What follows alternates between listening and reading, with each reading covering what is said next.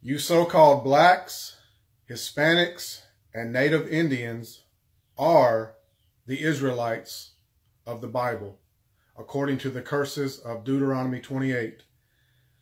And the simple fact of the matter is that my people have lied to you and the whole world about the Bible and have sought to paint their images over your images and to replace you in the Bible, which is your history, heritage, and culture.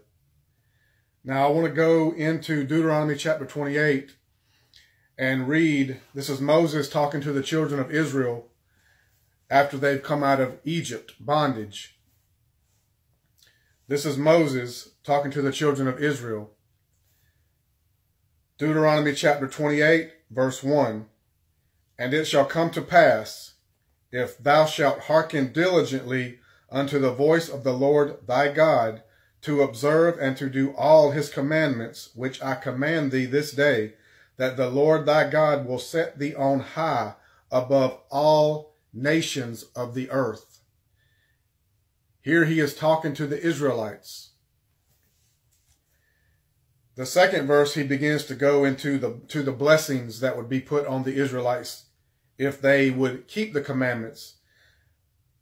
That says that they'd be blessed in the city, blessed in the field, and basically blessed in everything that they would undertake to do. They would lend to other nations, but not borrow, things of that nature. But in verse 15 of Deuteronomy chapter 28, it says, but it shall come to pass, if thou wilt not hearken unto the voice of the Lord thy God, to observe and to do all his commandments and his statutes, which I command thee this day, that all these curses shall come upon thee and overtake thee. Now I want to go to Deuteronomy chapter 28, verse 68, and read one of those curses that all Israelites, so-called blacks, Hispanics, and Native Indians, should immediately be able to identify with, proving that you are the Israelites of the Bible. This is Deuteronomy chapter 28, verse 68. And the Lord shall bring thee into Egypt again with ships, by the way whereof I spake unto thee. Thou shalt see it no more. The it is referring to your homeland, Israel, Jerusalem. And there ye shall be sold unto your enemies. So wherever you got off of those ships, who you were sold to, those are your enemies, according to God. For bond men and bond women, and no man shall buy you. That word buy means to redeem. And many have came and tried to redeem the Israelites. Marcus Garvey tried and failed. Malcolm X tried and failed. Martin Luther King Jr. tried and failed. Now, as far as it says, and the Lord shall bring thee into Egypt again with ships. The word Egypt is a word that means bondage, house of bondage. It is a Greek word. The Bible explains and proves itself.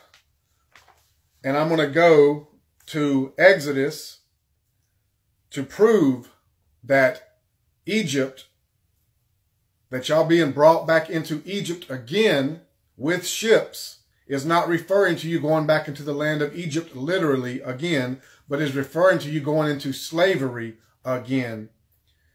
This is Exodus chapter 20, verse 21. I am the Lord thy God, which have brought thee out of the land of Egypt, out of the house of bondage. What is another word for bondage? Slavery. So the reason that the Israelites went into slavery is because they chose not to keep the covenant that God made with them and them only. So I hope that you found this video edifying. I hope that it helps to wake the Israelites, the so-called blacks, Hispanics, and Native Indians, who, according to the curses of Deuteronomy chapter 28, are the Israelites of the Bible. And with that said, I'm going to say shalom, and I will see you again in the next video. Thank you for watching.